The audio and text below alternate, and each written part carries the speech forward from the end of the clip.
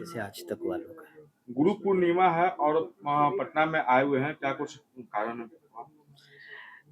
इस गुरु पूर्णिमा के पर्व पे हमें यहाँ बिहार के युवा पीढ़ी बच्चों ने मुझे बुलाया है और हमारा बेटा है अभ्युदय सिंह, उन्होंने यहाँ बुलवा के कहा कि भई आप पटना की भूमि पे आइए, बिहार की भूमि पे आइए और इस गुरु पूर्णिमा के अवसर पे आप न्यू जनरेशन्स युवा पीढ़ियों को आशीर्वाद दीजिए कि वो जीवन में बहुत आगे बढ़े और कुलवंश का नाम अपना रोशन करे और धर्म की रक्षा हेतु आगे बढ़े।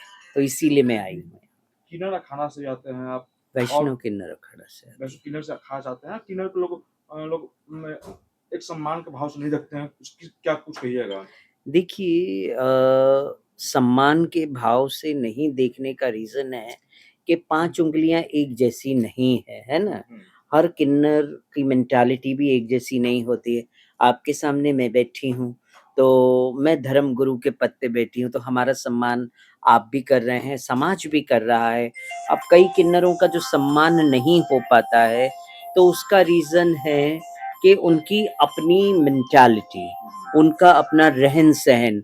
समाज में हम कई जगह पे कई वीडियोज़ वायरल होते हैं, जिसमें जबरन पैसा वसूली की भी बात होती है और सड़क पे अभद्र व्यवहार होता है परिवार वालों के साथ, तो मैं उन्हें किन्नर नहीं मानती हूँ।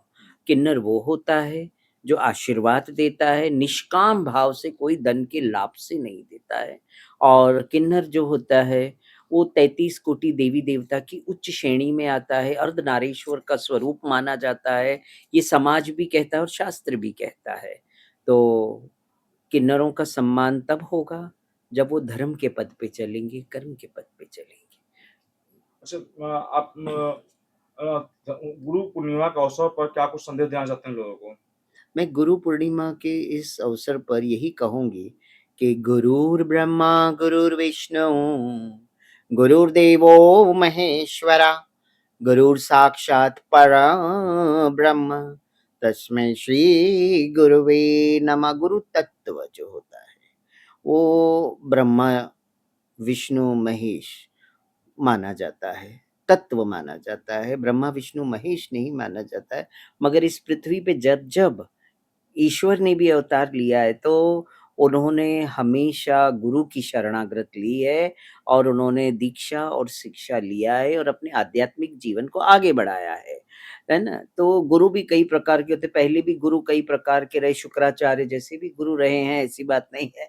आज की पृथ्वी पे भी वैसे गुरु हैं, ऐसी बात नहीं, मगर हम गुरुओं की शरण लेना अति आवश्यक है, वही हमारे जीवन की नैया को पार लगा सकते हैं। नई पीढ़ी के लिए क्या कुछ संदेश दीजिएगा? नई पीढ़ियों को तो मेरा यही संदेश है कि अपने जो युवा पीढ़ी बच्चे हैं, वो एकजुट रहें हमेशा। जिस तरह से अभी हमने देखा है कि गुरुओं का एकजुट सॉरी अपना जो युवाओं का एकजुट समूह देखा है, आंदोलन भी देखा है और युवा बच्चों ने किस तरह से सरकार के सामने एकजुट होके बात रखी है, इसी तरह से एकजुटता जीवन में बनाए रखें, मैं यही चाहती हूँ और धर्म की रक्षा करें। क्योंकि धर्मो रक्षिते रक्षितः, अगर हमारे युवा पीढ़ी बच्चे धर्म की रक्षा हेतु आगे आते हैं, तो धर्म उनकी स्वयं रक्षा करता है।